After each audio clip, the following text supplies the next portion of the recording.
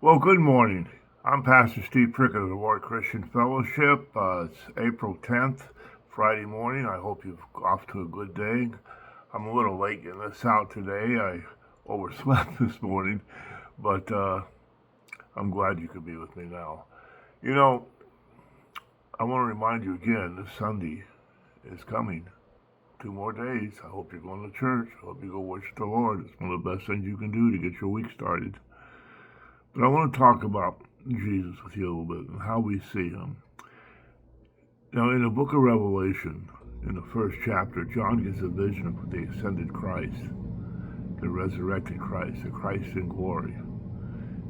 And it's quite different than the Christ we see in the Bible, for the most part. It says in verse 14 and 15, his head and hair were white like wool, as white as snow, and his eyes like a flame of fire. His feet were like fine brass, as if refined in a furnace. His voice is the sound of many waters. You know, at times we say stuff like, boy, I wish I could have walked with Jesus like the disciples did, because my life as a Christian could be much easier if I was just with him. Well, that shows me something that we don't understand of the risen Christ we serve today.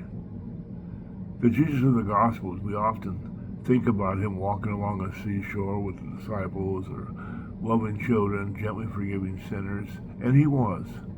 Yet the image we see at the end of the New Testament in Revelation is far more dramatic. He stands in awesome power. He rules over all creation. His appearance was so magnificent that when John, the one that his beloved disciple, sees him, he falls to the ground as though he was dead. We underestimate the God we serve. To ignore God's word, or to disobey a direct command from Christ, is to ignore the magnificent nature of that risen Lord that we see in Revelation. Our fears in this life of other people, of other things, would go away if we understood the awesome God that walks with us.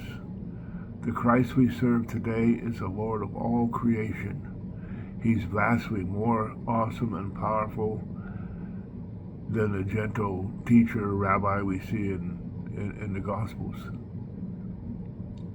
If you struggle with surrender to Christ, in trusting Christ, being obedient to Christ, take a look at how he's portrayed in the book of Revelation. If you're giving in to temptation, call upon the Christ that has ascended, who dwells in you. And if you forgot how mighty and powerful he is,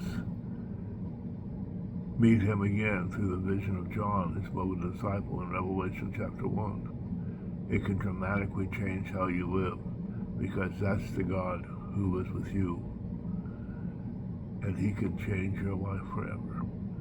I hope this helps you. I hope you have a good day, and I'll see you here Monday morning. Go to church Sunday. God bless you all.